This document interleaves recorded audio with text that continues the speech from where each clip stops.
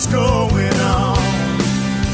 Antique, classic, and muscle cars all made appearances at the Maryknoll Car Show. Spectators along with gearheads had plenty to enjoy at the event, from great food, live music, games for kids, and car tech seminars.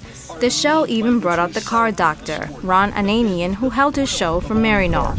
Today we're at the Maryknoll Car Show in Ossining, New York to provide coverage and an inside look at one of the region's fastest growing, biggest, and best. The winner for Best of Show is a 1937 Plymouth four-door deluxe tour sedan owned by the Granardi family of North Salem, New York. Let's meet the winner. It's a 1937 Plymouth. It was a barn find. It was in pretty tough condition when we found it. It was pre-war, and the gentleman who bought it originally before the war went into the service, and when he came back, he had enough money to buy a new car. This went into a barn, and it sat there for a lot of years until we bought it in 1995. And my wife and I restored it together, and it took us about 2.5 years to complete. What's interesting about this model is when it first came out, it was the first engine to have the floating motor mounts. It was also the first car to have the all-steel roof in it. Prior to that, they had an inlay roof with vinyl or leather.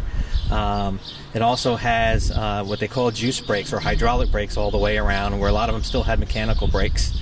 It was more of a family-style car. It had more room in it. It had a lot of safety features in it. It was a big thing about safety during that time frame, so all of the knobs and stuff were recessed into the dash. So there was a lot of things that kind of caught our attention. The biggest thing was when we were out walking around one night looking at cars at a Marcus Dairy at the time, which was a cruise night. My wife said she'd like to restore a gangster car, and this has that gangster car kind of look to it, so that's how we ended up getting onto this car.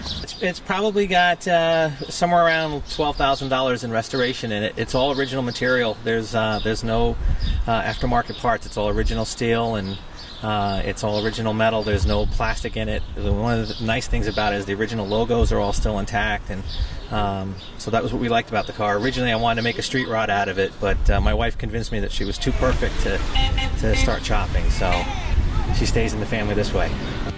Be sure to come out to the Maryknoll Antique, Classic, and Muscle Car Show on June 8, 2014. For more information, visit www.maryknollcarshow.com. Well, it's another night at the car show.